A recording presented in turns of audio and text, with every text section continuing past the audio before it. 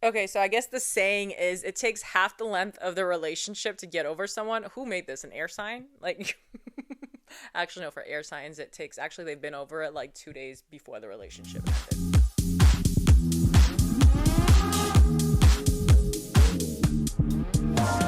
Good guys, welcome back to the channel and welcome back to Yap Therapy. I hope you're having a wonderful week, and if you're not, just blame it on the Capricorn moon because there's a full moon in Capricorn today when you'll be watching this. And if you're just feeling like the weight of the world is on your shoulders, I just want you to take a breath, take a deep breath, just release it and know that the energy is definitely not helping. You may very well be dealing with intense shit on your own, but the energy of this week is probably not helping.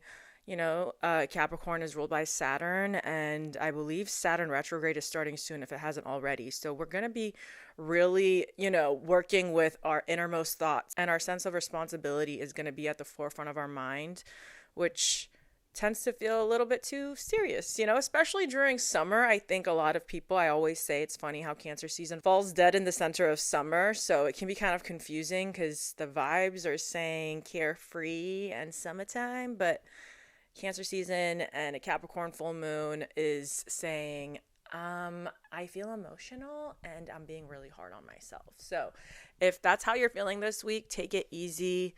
And just because it's summertime, that does not mean that you need to be out and about, every weekend, right?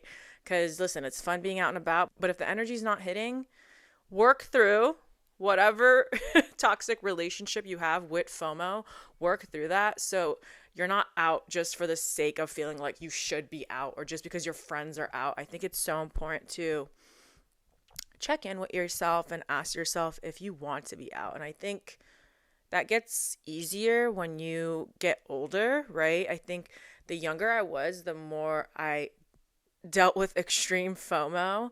I just had this idea in my head that like if I'm not there, like what if like they have like the best night ever, or like what if something crazy happens and I'm not there? You know what I mean? Like you can't help but feel that way, but you can't live life like that. Otherwise you would have to be everywhere at all times, which is just impossible. So I think it's so important to just check in with yourself and ask yourself, like, do I want to go out because I actually want to go out or because I feel like I have to be out?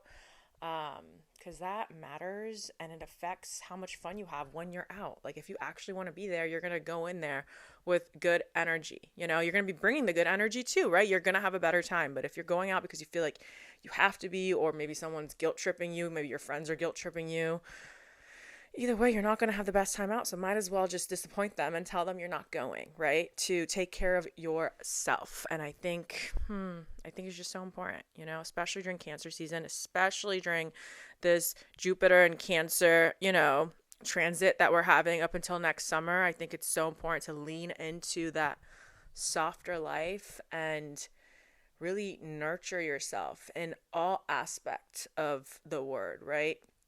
Nurture yourself emotionally, nurture yourself physically, really be kinder to yourself and mother yourself as much as you can, right? I think every Cancer understands that, taking it easy and taking care of yourself, right? I think a lot of other people have a hard time doing that. Taurus does it well too. So Taurus and Cancer, I feel like, are the two signs that genuinely can, take care of themselves and feel comfortable in their own space and will do everything that a mother would, right? To create a safe space for their baby. And as an adult, your baby is you. Well, you might have babies too, but I mean, like, honestly, the most important baby is your inner child. Even if you have children. I mean, who's to say? I'm not going to give advice for parents because I'm not one. But in my head, I'm thinking that you will always be a better parent if you take care of yourself first. And I think in this world, especially for moms, I think they were taught that, put everyone before yourself, right? That makes you an admirable mother. That makes you the best mom. If you're able to exhaust yourself and give everything you have to your family and your husband and all that jazz, right? I disagree with that. I don't like that, especially as someone who grew up with a mom that did exactly that. My mom was the most selfless mom in the whole entire world. Like, seriously, you guys. Obviously, she had 6 kids. And then when my dad passed, she had to raise us by herself, right? And to me, I genuinely look up to her so much when it comes to just how much of a badass she is and how kind she is, right? She is so kind, and I think it just shows how strong she is, right? I mean, she had to be strong, but one of the things that I always noticed, and the older I get, the more I feel for her, and I encourage her to prioritize herself and her joy. Like, we have these conversations often where I'm reminding my mom to like live her life for herself and to stop taking on the burdens of other people. And she always tells me like, it's so hard. Like, I've been this way my whole life. And I'm like, I know, but like, that's not fair. Like, you need to, at some point in your life, just think about yourself and what you want to do instead of what's expected of you, right? And yeah, I just genuinely feel like a lot of times, going back to parents, I feel like they're always taught to, mothers especially, to put everyone, before themselves. But really, I think the best thing you can do for any adult, but you know what, especially for single parents or just parents in general, is to prioritize their own joy, right? I think that's how you'll also be able to connect with your own kids, I would assume, more, right? Even if you're not a parent and you're like, how can this apply to me? When it comes to your romantic relationships and friendships, you are such a better friend and partner when you are taking care of your own internal world and you're in touch with your inner child. I think when you have completely tended to that part of you and you are able to stand up for yourself, for your inner child, prioritize the joy that you want your inner child to feel, right? When you're being authentic like that, you are the best friend, you are the best lover, you are the best parent, right? Because there's just this sense of calmness about you, right? Like, you are taking care of yourself, so now you can really show up in your other relationships and give what you can give, right? Whereas if you're not giving yourself anything and you show up in other relationships, I just don't think that you're going to show up and be your most fun, loving, caring individual, because you're not even taking care of, the base is yourself. If you're not even taking care of yourself, how the hell are you going to take care of other people, right? And if you do, and because I think a lot of actually parents and moms, they don't show, their kids or even their husband that they're going through it, right? Because they want to be strong for their family, but internally they're struggling, and that at some point won't be sustainable. You know what I mean? Like, you're gonna have a crash out. You're gonna go through, I don't know, midlife crisis. At some point it's gonna hit you that you've been deprioritizing yourself, and it's going to reflect in the way that you feel about yourself. You know what I mean? Like, you can distract yourself by, taking care of other people and putting other people first for so long before it hits you that you've neglected yourself, right? You've completely neglected yourself, and now you feel shame because you feel like you've completely wasted certain years of your life or certain chapters of your life, all because you didn't prioritize yourself. And I just think it's so, so, so important for people to nurture their inner child, no matter how old you are. I don't care if you're 70, 80. I don't care. Actually, I think the older you get, when you reach like 70s, 80s, 90s, you kind of turn into a kid again. If you think about like old people and kids, they have a lot in common. They both don't care how they come off. They both don't care what they say. They're both like giggly, usually, right? I think it's that middle phase, like maybe 30s up until like, I don't know, 60, where people start taking themselves a little too seriously. Not everyone, but a lot of people start taking themselves too seriously. And I also want to, I don't know, I want to blame capitalism for that, especially because I think other countries and a lot of other cultures, those years, can still be very fulfilling and fun, but certain cultures it's not, you know what I mean? And I just think it's so important to, take care of yourself and your inner child, no matter how old you are, so you're a better person when you're around other people, and so you're not judgy. Because I think a lot of it also comes back to judgment. When I can tell, I be knowing when I'm around people, I don't care how old they are, whether they're younger than me, even 20s, my age, older, like I can tell when they have like a stick up their ass,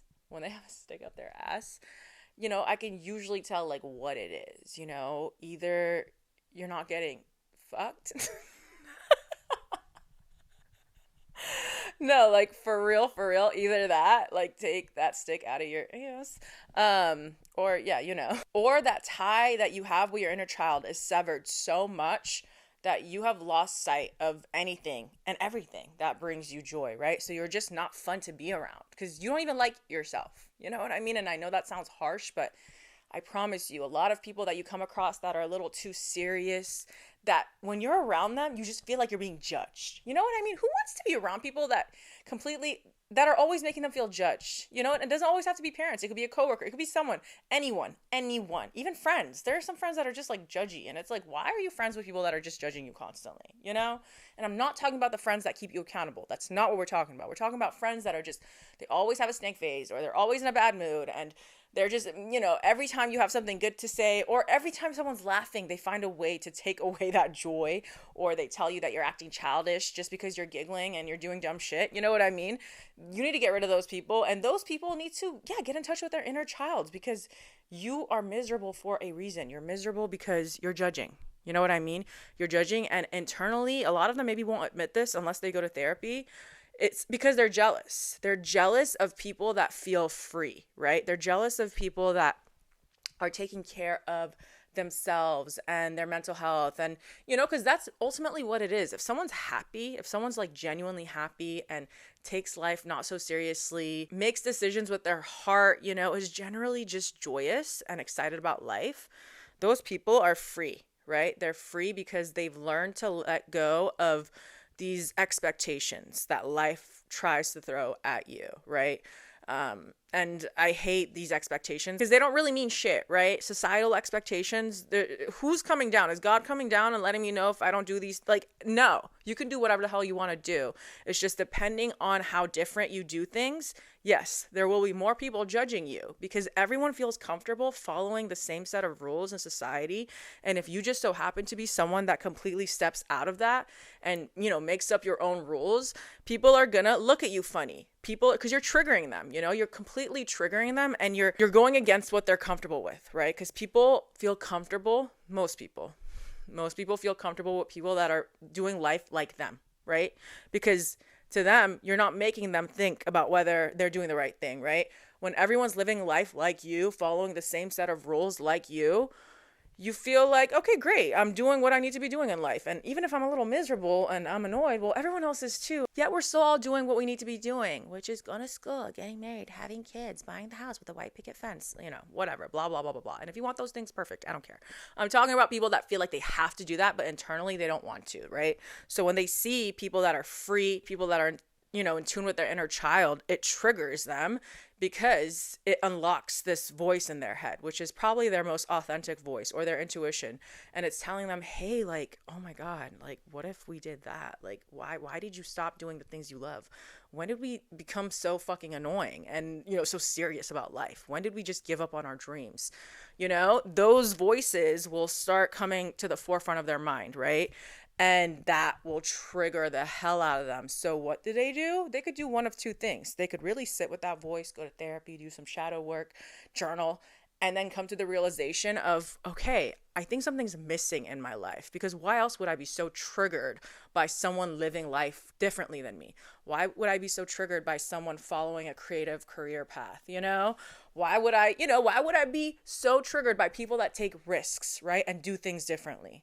Right? And then at that point, they can sit down and be like, all right, maybe I want to be courageous enough to do things differently, right? Let me get in touch with my inner child again. Let me take life less seriously again. Let me let go of these rules and unlearn all of these things that I told myself I need and I want to do just because society tells me to do it, or just because my friends are doing it, or just because my parents expect it of me, right? That is the way that is positive, right? When you get triggered, if you think about it that way, amazing, you're on the right path. But a lot of people, they see people doing things differently than them and they get triggered. So what do? They start to shame people. They start to judge you. They start to make little snarky comments, right? But you always have to remember, they're miserable, right? They're miserable because their external world isn't matching up with what their heart really wants, right? And their heart is seeing someone else do it. And they can't even fathom that, oh my God, maybe I've fucked up and maybe I really did completely turn my back to myself, right? And my inner child. So instead of that, because that's harder, They're going to look at you and judge you and try to bring you down and try to make you so miserable like them. So you start living life like them, right? Because then that'll make it worth it for them. Them not following their dreams, them not living life, right, the way that they want to, that their heart wanted to, their soul wanted to. They're going to be okay with letting that go because they see that now, as long as they judge you and make you feel shitty, as long as you start living life like them again, they'll be okay because we're all in this together. You know what I mean? And you need to get away from those people. You do. Those people are not fun.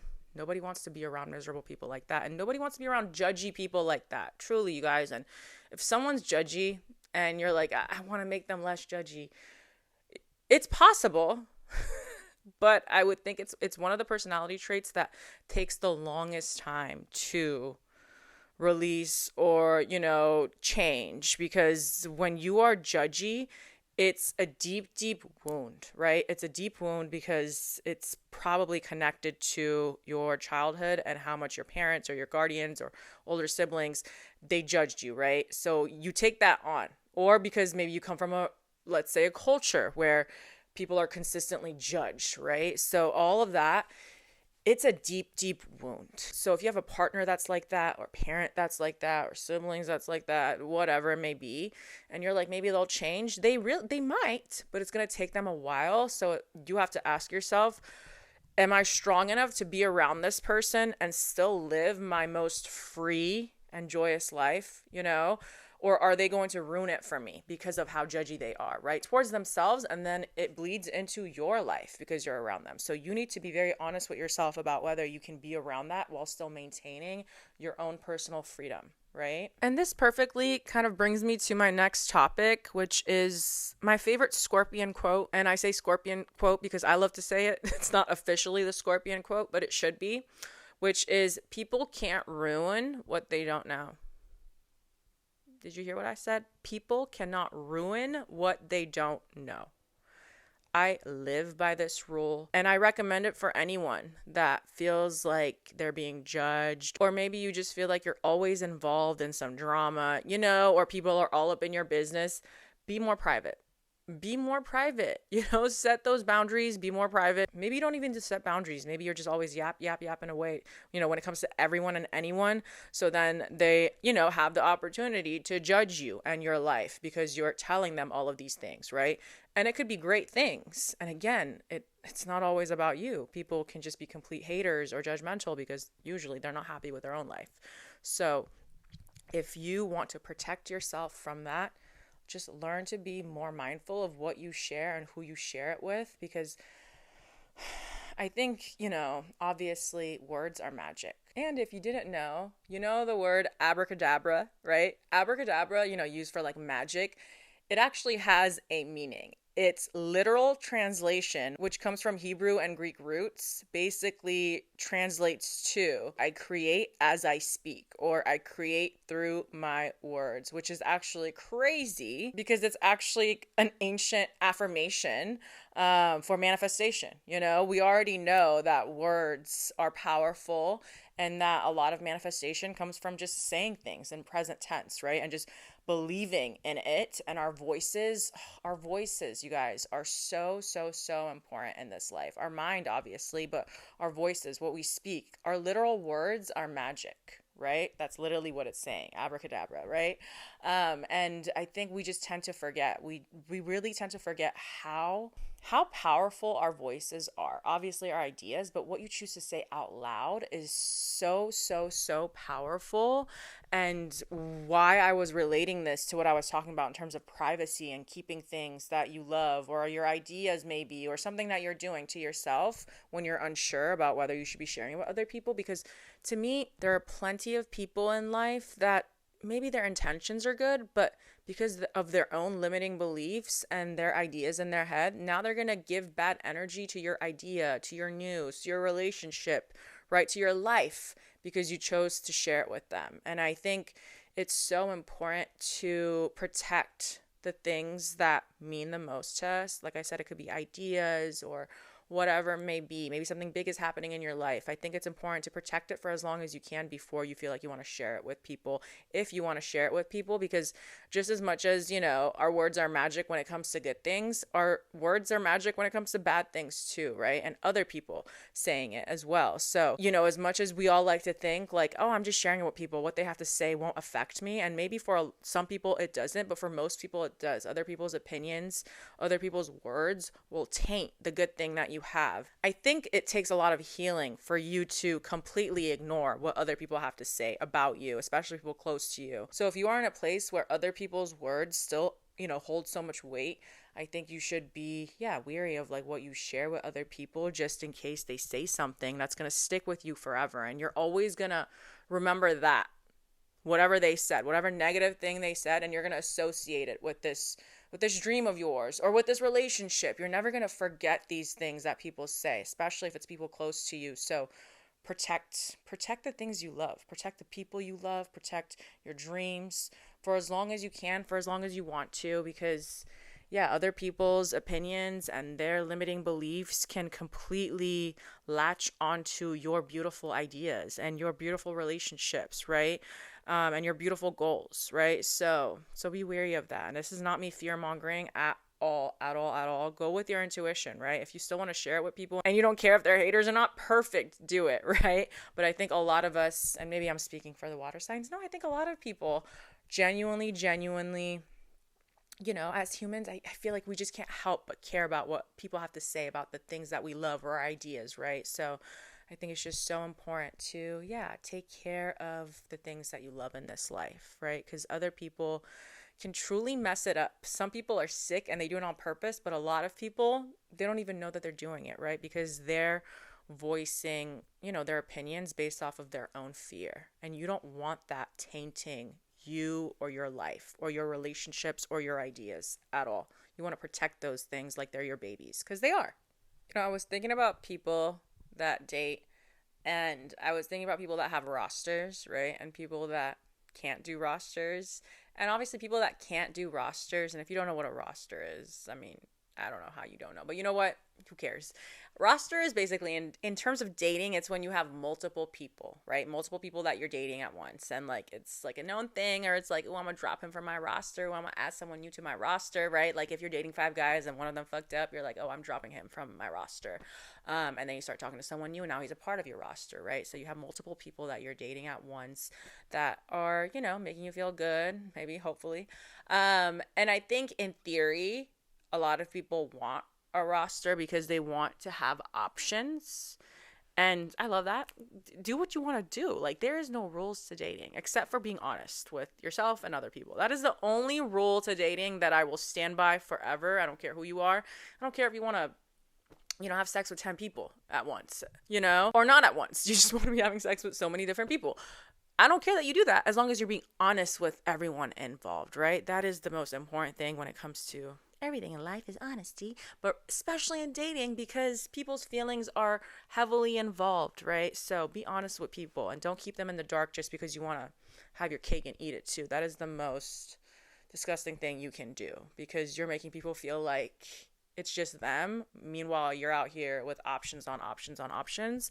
And that is just not fair. And you're probably really insecure because you want them to just want you while you're filling this void inside yourself by having multiple partners. So yeah, whatever. Anyway, what I was getting to is I think, a lot of people want to be good at the whole rosters thing. And I was thinking about water signs and how I think water signs are like the worst people to have rosters. Do water signs even have rosters? Like, actually, maybe I don't know. Maybe the Scorpios do when they're being toxic, right? Because, like, you don't want to open up to people. But not even. Because I feel like if a Scorpio even has a roster, it's fake. Like, why are you lying to yourself? I know there's that one person that you're obsessed with, Scorpio. So why are you lying to yourself about, like, I don't know, I got options. Shut up, Scorpio. You've been obsessed for like 3 years, Or even if you met someone yesterday and you're obsessed, like when Scorpio's obsessed, they're obsessed. And you could lie to yourself and be like, no, like, I don't know. I like this person and that person and this person. Scorpio, I know you. I know you because I am you. Once we become obsessed with people, it's done. We're obsessed forever, until obviously we're disgusted by you. Then you're dead to us, right? For us, it's like obsession or death. And not like actual death, obviously, like spiritual death. Like, I don't know you. You don't live in the same realm as me. Like, that was like a dream when we were together, right? Like, that didn't happen. It didn't happen to me. It was actually a nightmare from what I remember. This wasn't a part of my reality, right? Actually, if you're a Scorpio watching, let me know. Let me know your process of, when you have been obsessed with someone or when you go through a breakup. How long does it take for you to stop being obsessed with them, Scorpio? Be honest. Tell me. Actually, this is a safe space. Tell me. And you know what? Other water signs too. Because I need to know. We need to know. All the water signs, let me know how long you were with someone and how long it took you to get over them. Because they say what? It takes like 2 times the amount that you were together or some shit like that. I don't know. Actually, let's look it up. Okay, so I guess the saying is it takes half the length of the relationship to get over someone. Who made this? An air sign? Like, actually, no, for air signs, it takes, actually, they've been over it like 2 days before the relationship ended for air signs, I feel like. That's insane. No, there's no way that's true. If you're a water sign, did it take you half the amount that you were with them to get over them? I feel like for us, it's like three times the amount that you were together. I don't know. Maybe I'm wrong, but I feel like I'm not. So let me know, water signs. So yeah, that's for Scorpio. Cancers also, I feel like, although they want to keep a roster, because again, it makes them feel safe. I think, certain signs have rosters because it's fun, right? Like, it's genuinely fun. And then there are certain signs that feel like they have to have a roster, but they're miserable the whole time because, again, they know who they want, or they know that they don't want any of these people, but they're just doing it because it makes them feel wanted and validated. And that validation comes from people that you don't even want. Like, does that even feel good? Like, let's be honest. Let's be completely honest. When you are seeking validation, especially in dating, when you are seeking validation from other people, but you're not even interested enough in them to actually be with them, like, does that even feel good? It's fake. It's not real validation. I mean, forget the fact that you should actually be getting all the validation you need internally from yourself, right? But the craziest part is when people seek validation and receive validation through people that are just there giving it to them, but they don't even take them seriously. You know what I mean? You know how many people, oh my God, string people along for a long, long time, all because those people are constantly giving them validation, not because those people actually want the person that's giving them validation, but because the other person just is always obsessed with them and giving them validation. It's so toxic and sad on both ends. It's toxic for the person that's always giving you validation and is obsessed with you because you're just stringing them along, but they don't care because they just probably always wanted you, or they put you on a pedestal, right? And then for the person that's receiving the validation and is, being obsessed over by someone that you're not going to give them the time of day, you're not going to take them seriously, but again, you're stringing them along all because it feels good, all because no matter what, at least this person that I don't want wants me.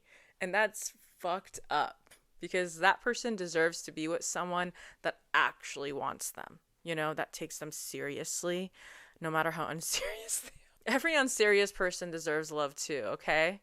There's love for everybody out there. So yeah, that's that with Cancer. And then with Pisces, I feel like Pisces roster, no. I feel like Pisceans don't do rosters either. They also get obsessed, right? I feel like Pisces energy, when they start fantasizing about you, like the door is closed for everyone else because it is you and you're a part of their fantasy. Now they're thinking about how life with you would be, right? And you have completely taken over their mind, right? You have completely taken over their mind and they're in this fantasy world now with you about what life could be like with you, right? They start hyper obsessing, much like Scorpio, right? Yeah, Scorpio gets obsessed emotionally like that. And they just think about what it would feel like to consume the person that they want, right? Cancer gets obsessed with the idea and the potential of what life could be like with them, right?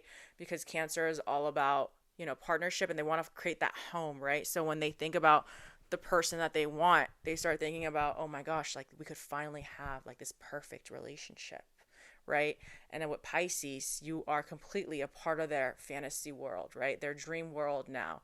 And they can't even imagine a life without you in it. because to them now it's a nightmare. A life without you, like you're completely popping all of these illusions, right? These bubbles, right? Because Pisces was really thriving and living in this world with you, even if they haven't even told you that they want you. Because I think for Pisceans, once they tell you it's on, right? They're on you, right? Like white on rice. But if they don't and they're in their head, sometimes Pisceans, yeah, they're in that dream world with you. They could literally be in love with you, Pisces, and they haven't told you yet. Because even just the fantasy of you guys being together is so fun right now, but they're too scared to tell you about their love for you or their admiration for you, right? And Pisces can completely be, yeah, wrapped up in someone else without that person knowing, right? So yeah, that's the water signs. Let me know if you're a water sign. Let me know if you have a roster. Actually, let me know how many people, this is for everybody. Tell me your sign. Tell me your zodiac sign. And tell me how many people you've talked to at once, right? At one time, what is the most people that you have talked to when you're dating and you're single and you're dating, right? For every single sign, I want to know. I want to know. Don't be shy. No one's gonna know it's you, right? Unless your full name is in the comment. But who cares? Just post it. Let me know. This is for science. Oh my God. Okay, so I actually posted a TikTok, and it was pretty funny, actually, on my personal TikTok, not my CharmedanDangerous one. And I did this audio. It's this trending audio right now where everyone's like, oh, you look so happy. And then they reply with like what's happening to make them happy. And basically I made a TikTok about Love Island, right? And you guys, I've talked about Love Island, the past episodes, and this season has been so toxic, you guys. It's been so toxic. And ask literally anyone that's watching Love Island USA, and they will let you know that they have anxiety watching this show and that they can't stop watching because they're too emotionally invested, but it feels so toxic. And I literally get anxiety when I watch it, right? Like I literally feel like I'm in a horror movie, because the energy is just off. It's too much. It's not giving me love. It's not. It's giving me trauma. Truly, it's giving me trauma. And I don't think I've ever been more excited for a show to end. A show that I'm actively watching and will continue watch to the end. I've never been like, please be over so I can just like release me. Like just please release me from these shackles of trauma, right? Because it's too much. There's too much discourse online. And I'm all for, obviously, getting online and talking about your favorite shows, your takes on reality TV stars, right? Like books. I'm all for everyone. It's fun. It's the beauty of the internet, right? Is getting online and finding like-minded people to talk about your interests with, right? Like that is literally the beauty of the internet. And it's very much, Aquarius coded, because Aquarius rules over technology and community and all that jazz, right? And yeah, but it can get toxic because Pluto is in Aquarius, and Pluto is the sign that is related to obsession, right? So basically with Pluto and Aquarius, I just genuinely feel like, and I've talked about this before, and I'm sure a lot of astrologers have, that the internet can become this dark place. And you're like, it's been dark, but getting darker. If you couldn't tell, it's getting darker. Even with like deep fakes and AI and all that weird shit, right? But truly, it's getting to a place where, Love Island, I think it was like the stat was there was 40% new viewers for this season because of how popular Love Island USA was last season, right? So a bunch of new people. And I'm starting to think actually it's because there's all these younger generations. But I know there's plenty of toxic people in every generation, but like it's just too much. It's getting too toxic. People are like doxing people, calling CPS on people, giving death threats to their families, and we've lost the plot. We have lost the plot, and to the point where I'm thinking that I should just completely, I think next summer, I'm going to block the words that are related to Love Island USA. And the funny thing is, Love Island UK, that's my original baby. That is. And for most Love Island people that watch Love Island from the jump, UK is the original one. And I'm watching Love Island UK right now. It's not giving toxic. It's giving OG Love Island deliciousness. Like enough drama, but like I'm not like shaking with anxiety because of the dynamics and because of everyone's takes online, right? People are being so mean. It's just all a little too much. And it's sad because this was supposed to be a fun summer show, and I hope the producers do something to make it less toxic next year. And it's not all their fault either. I think people, again, Pluto and Aquarius is making people act even more aggressively online and on social media. These keyboard warriors online are becoming more and more confident in in themselves, and I need them to take a back seat. And it's also crazy because I genuinely feel like as Love Island is obviously the people we're watching are younger and younger, right? Or not younger and younger, but like as I'm getting older, obviously there's more of an age gap between the people that I'm watching and myself, or you know what I mean? Or different generations are coming in, right? It's not millennials that I'm watching anymore. It's like Gen Z, younger Gen Z too. So because of that, I couldn't help but wonder that maybe this is why also Love Island is becoming more of a show where people don't want to settle, right? And I'm not saying actually not settle, but they can't seem to, hold on to these relationships, and they don't want to close off, because Love Island is the kind of show, it's 50 episodes, you guys. It's like, what, a month and a half, 2 months? As it progresses, people start closing off, right? The whole point of the show is for you to connect with different people and see which connection is better, right? You're not coming in here in the first week. Some people are, and they close off and they're with that person. Amazing. Some of them last, some of them don't. But for the most part, you're building these connections. At a certain point, people start closing off because they're like, no, I think I found my person. Like I don't care about anyone else walking in. And I've noticed as, more Gen Z people start coming into the show, I personally think that they're having a harder time with closing things off, with locking in with people, which I think makes perfect sense actually, because that's exactly what's happening with the younger generation, right? When they're dating, it's been said that intimacy is a lost art. People don't want to be in relationships. Situationships are on the rise more than ever. I think a lot of people, what is happening out there? Do you guys hear these fire trucks? Like, I think every fire truck in San Francisco is currently like doing rounds. Like, is everybody okay? Oh, there is a full moon tomorrow too. I hope everyone's okay. It's a lot though. And if you're Gen Z, I know you see it. People take relationships and commitments less seriously. Now, I'm not saying, people from the younger generation all of them don't want to settle down. I know there's plenty of people that still want to and do take relationships seriously, but I do think it's a lost art. And obviously, again, with social media too, I think there's just a lot of people that come on that are there to maybe just grow their followers, which is fine. Like, I have no problem with people wanting to pursue, obviously I'm doing it, being an influencer or creator or whatever it may be, actor, whatever it may be, right? But I do think that is where things start to become problematic in these type of shows, because people's authenticity is being questioned, in my opinion, and it should be questioned because we don't really know if they're there for love. Are you on Love Island for love? Or are you here to play a game and win 50K, right? And yeah, it's just hard because as I'm watching this season of USA, it's just almost like no one really wanted to settle down, Usually when the season's wrapping up, like most of the couples are getting closed off and they've been going on dates. This season more than ever, people were just hopping around most of the time. And they're just waiting for someone better to come along, and they're completely, they've been with someone and suddenly they're with someone else and there's like a week left. Like, how are you building a connection with someone? It just doesn't make sense to me. I don't know, maybe I just need to boycott Love Island USA and continue to watch Love Island UK. I swear, I just love the UK. I mean, I've never been there, but in terms of like their dry sense of humor, I just love it. I love the banter. I love their little jokes. It's just everything to me, and I love it. And if you are Gen Z, let me know. Do you fear commitment? It's okay if you do, just say it.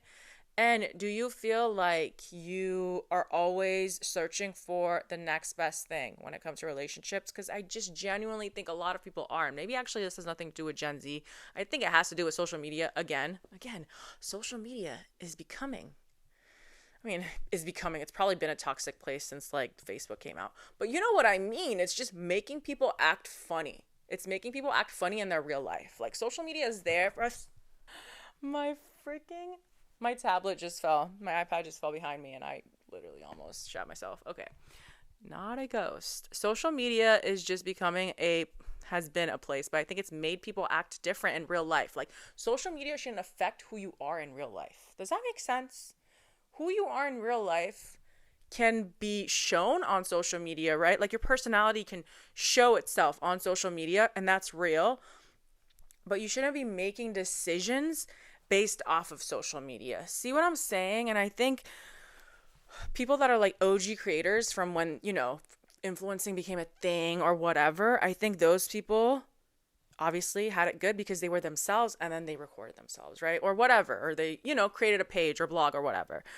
But I think nowadays people, it's almost like we value our social media presence more than who we actually are in real life, right? And in real life, they're acting in accordance with who their personality is on social media, right? They want to maintain whoever, their social media person is themselves, who they are on social media. They want to maintain that.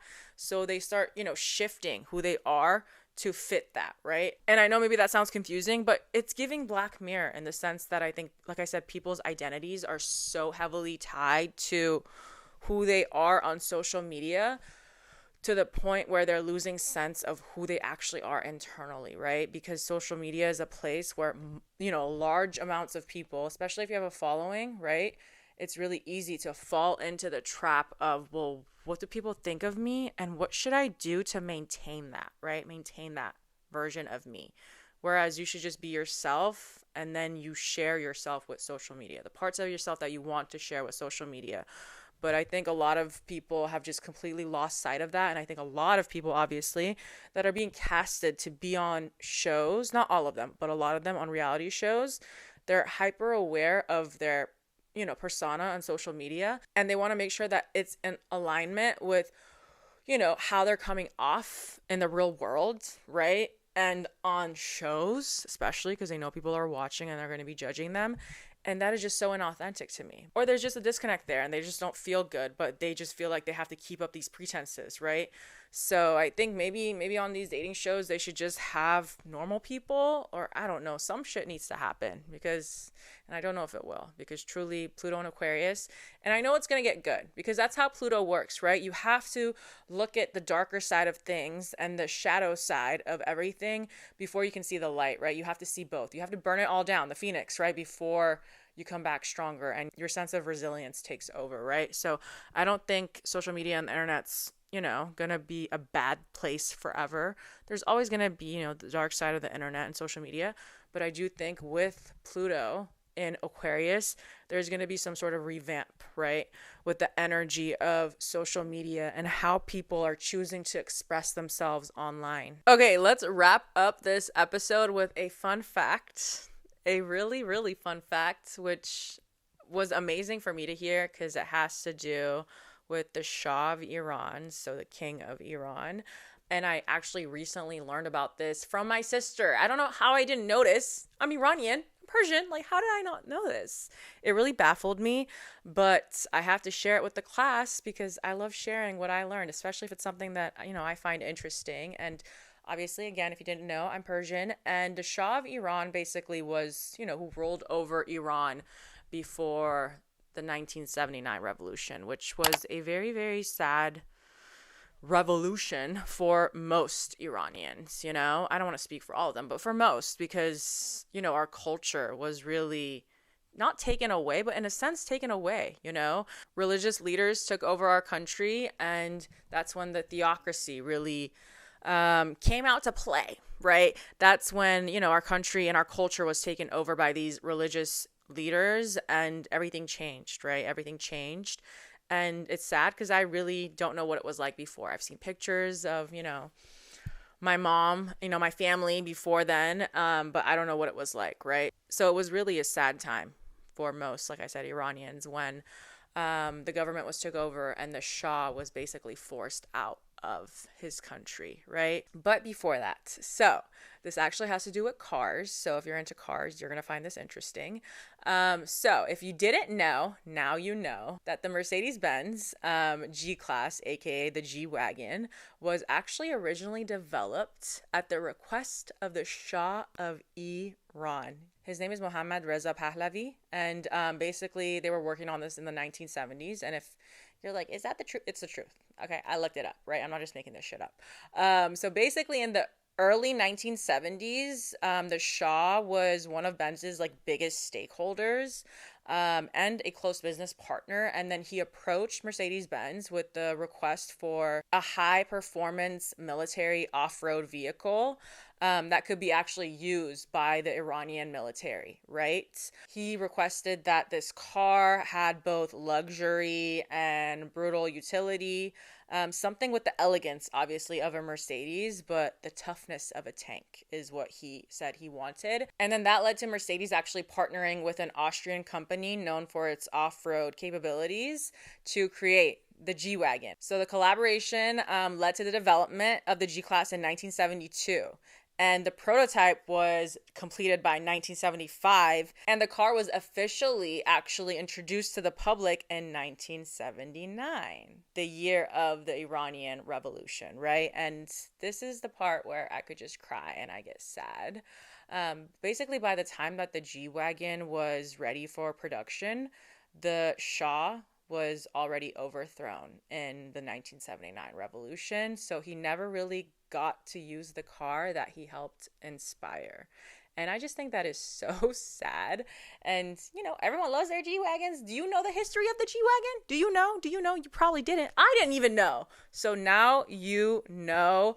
And yeah, I just thought that was such an interesting fact. And obviously this came up because there's been a lot that's been going on in Iran. So, you know, we're constantly talking about it, my family, like what's going on there. So that's how this topic came up. And the Shah, obviously he passed away, and the Shah's son is alive and is very much, you know, in the politics of hoping to take over Iran and make it a better place, right? So yeah, the Shah's son in, you know, February of this year, 2025, has proposed a transitional government, and he actually presented a 100-day action plan for a peaceful transition after its current religious leader falls, hopefully. And he's actually been on a global tour in a lot of European capitals and actually been on, you know, virtual calls with the U.S. Congress members.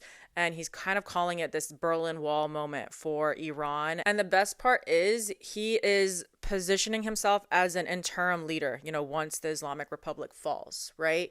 He's not trying to bring it back to this state of monarchy at all. He is actually hoping to have a democratic government, right? So he's not taking over and saying, hey, I'm going to be the king now. He actually is hoping for a democracy for Iran, which I know a lot of Iranians want and a lot of Iranians deserve because, yeah, this past, how long has it been? So it's 1979.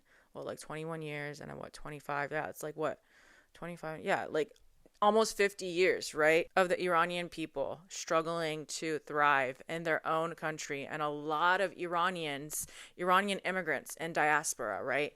I think it's just time for my people to get their country back and to have this sense of peace and freedom that they have been searching for since, you know, 1979. And I know the same thing is kind of happening here. The U.S. is very much giving revolution, and the same thing is happening in Iran. So I want the best for the country that I'm from and the country that I'm living in. Truly, we can only hope, okay? Pluto and Aquarius, keep doing your thing. All right, you guys, and that is the end of the video. I hope you guys enjoyed this. Don't forget to comment about any of the topics I touched on. I love hearing what you guys have to say. Again, take it easy this Capricorn full moon. It ain't for the weak, okay? So drink water, take it easy. Don't let people stress you out, all right? I love you guys so much. Have a wonderful weekend, and I'll see you guys next week.